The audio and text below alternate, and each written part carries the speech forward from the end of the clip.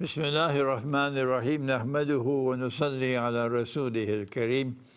We greet you with Assalamu alaikum wa rahmatullahi wa barakatuh in blessed month of Rajab with the dua of the Prophet alayhi salatu wasalam. Allahumma barik lana fi Rajabin wa Shaban wa baligna Ramadan. It is the year 1445 in sacred time for the Ummah of Muhammad alayhi salatu wasalam. But for those who follow secular time, which has come from Dajjal, it is the year, I think it is 2024. You see, it's receding from my memory now because I pay more attention to the sacred time than the secular time. And this year, 2024, is a critically important year for the modern West, because the modern West is led by the United States of America.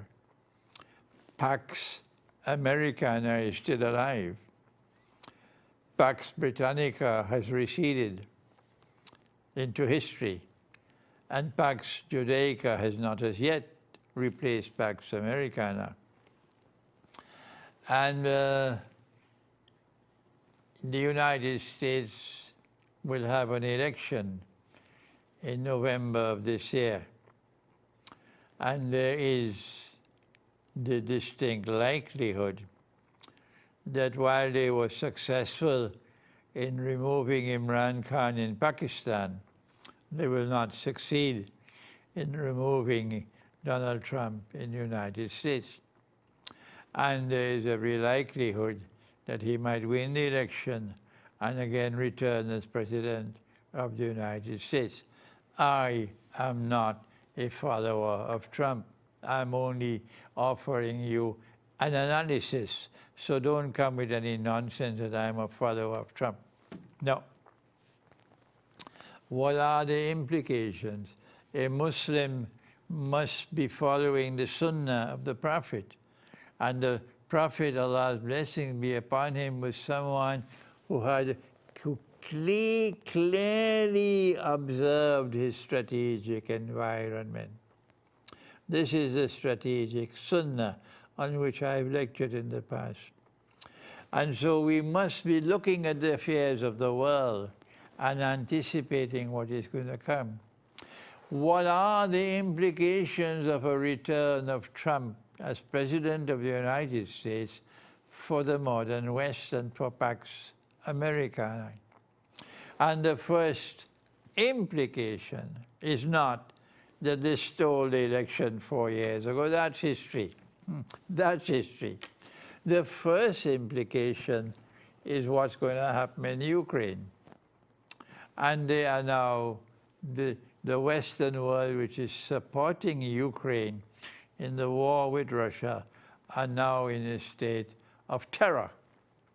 Because Trump has said it several times that he's a friend not only of the Ukrainian president, but he's also a friend of the Russian president. He's a friend of both of them. Yes, the president of the United States will not speak like that, but Trump speaks like that. And so if Trump becomes the next president, if he returns as president, the implication is that he is going to immediately get to work to stop the war in Ukraine. And in order to stop the war in Ukraine, you have to change the Western policy pertaining to that war. That we are going to support Ukraine to the end. That there can be no peace until Russia withdraws from Crimea, Russia withdraws from all the other territories where the Russian people themselves living in Ukraine have voted, we want to be a part of Russia.